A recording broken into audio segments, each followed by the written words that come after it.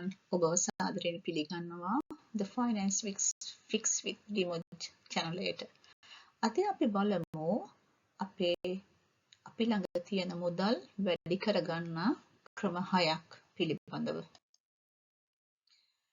පළවෙනි එක තමයි මුලින්ම නිතරම මුදල් එකතු කරන්න.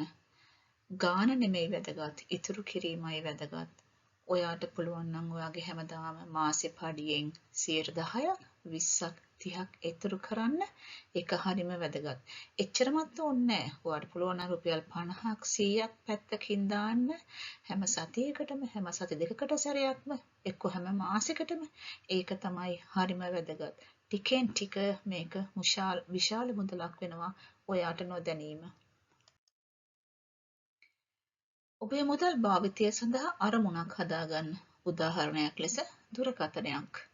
දැන් ඔයාට හිතනවා නම් ඕකේ තව මාස 10කින් මට අලුත් දුරකථනයක් අවශ්‍යයි. ඒකට ණයක් ගන්න හිතනවට වඩා ඒකට ක්‍රෙඩිට් කාඩ් එක යූස් කරන්න හිතනවට වඩා ඔයාට පුළුවන් ඒ සඳහා අදම ඉතුරු කරන්න පටන් ගන්න. ඒ වගේ අවස්ථාවකටත් හරි හදිසි අවස්ථාවකට හරි ඔයගේ මේ ඉතුරු කරපු සල්ලි වලින් ඔයාට කුඩා ව්‍යාපාරයක් වුණත් පටන් ගන්න පුළුවන් ටික කාලයක් යනකොට.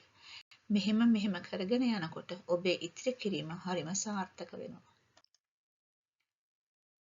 Excel මොබයිල් ඇප් එකක් පොතක් පාවිච්චි කරලා ඔබේ ආදායම සහ වියදම ලියන්න.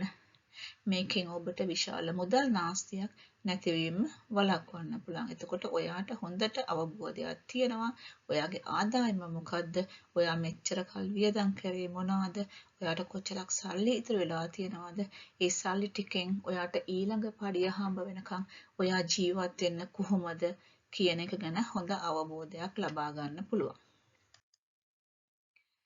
ඇත්තටම අවශ්‍යම නම් විතරක් ණය ගන්න.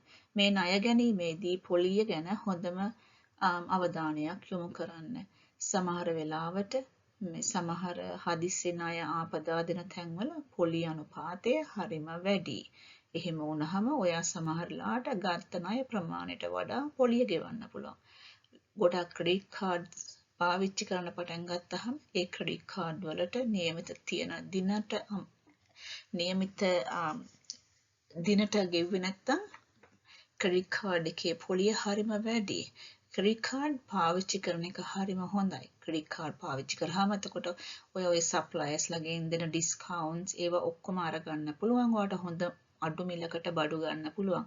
ඒ වුණාට ස්මාර්ට්ම දේ තමයි ඒ ක්‍රෙඩිට් කාඩ් එකේ තියෙන ණය අදාළ කාල සීමාව ඇතුළතම ගෙවා නිම කරන්න. දින 55ක් තියනවා නම් ඔයාට පොලි රහිතව ගෙවන්න. ඒ දින 55 ඇතුළත අනිවාර්යයෙන්ම ඔයා මේ ක්‍රෙඩිට් කාඩ් එකේ ණය ගෙවලා ඉවර කරන්නම ඕනේ. ඊළඟට තමයි ආයෝජනය කරන්න. ආයෝජනය කරාම තමයි සල්ලි වැවෙන්නේ. ඔයාට රුපියල් 500ක් තියනවද 1000ක් තියනවද 5000ක් තියනවද 10000ක් තියනවද කියන එක නෙමෙයි ප්‍රශ්නේ. ඔයා පොඩි ගාණකින් හරි ආයෝජනය කරන්න පටන් ගන්න ඕනේ. මේ ආයෝජනය හැමදාම හැම මාසෙම හැම මාස දෙකකට සැරයක්ම ඔයා කරන්න ඕනේ. එතකොට තමයි ඔයාගේ තියෙන පොඩි ගාණ grow වෙන්නේ. ඔයාට ෂෙයා මාකට් එකේ ආයෝජනය කරන්න පුළුවන්, ෆික්ස් ඩිපොසිට් එකක ආයෝජනය කරන්න පුළුවන්, ට්‍රෙෂරි බිල්ස් ගන්න පුළුවන්, මියුචුවල් ෆන්ඩ්ස් ගන්න පුළුවන්. ඒ හැම දෙයකින්ම ඒවා හරිම රිස්කි අඩු ආදායම් ලැබෙන මාර්ගයක් තියෙනවා. ඒ වගේම ගොඩක් රැවටිලිකාරයන්ට අහු වෙන්නේ නැතුව මේ වගේ හොඳ ආරක්ෂිත ක්‍රමයක් තියෙන ගවර්න්මන්ට් එකත් එක්ක බැංක් එකක් එක්ක අන්න ඒ වගේ තැනක ආයෝජනය කිරීම පටන් ගත්තාම ඒක හොඳ ආරම්භයක්. ඊට පස්සේ ඔයාට මේක පුරුද්දක් විදිහටම ඔයාගේ ජීවිතේට එකතු වෙනවා. එතකොට ඔයා හිතන්නේ පොඩි මං කොහොම හරි සල්ලි ටික හරි එකතු කරලා ටික ආයෝජනය කරන්න පටන් ගන්නවා. ඔයාට නොදැනීම අවුරුද්දකින් 2කින් 3කින් 4කින් ඔයාගේ සල්ලි ඔයාට දන්නේම ඔයාව පුදුම කරන විදිහට grow වෙලා තියෙනවා.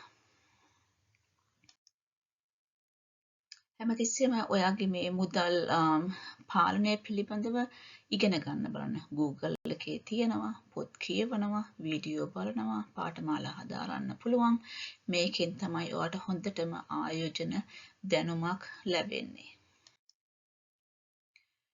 මම හිතනවා මේ වීඩියෝ එක ඔයාලට හරිම ප්‍රයෝජනවත් වෙන්න ඇති කියලා. එහෙම වුණා නම් ලයික් එකක් දාන්න, සබ්ස්ක්‍රයිබ් කරන්න, සහ වෙනත් අයත් එක්ක ෂෙයා කරන්න. ඔයා මේ අද එකතු වෙලා තියෙන්නේ The Finance Fix with Dimuj. මුදල් හදාගන්න සරල මඟ ඔස්සේ. අපි ආයි හම්බෙනකම් පරිස්සමින් ඉන්න. බයි.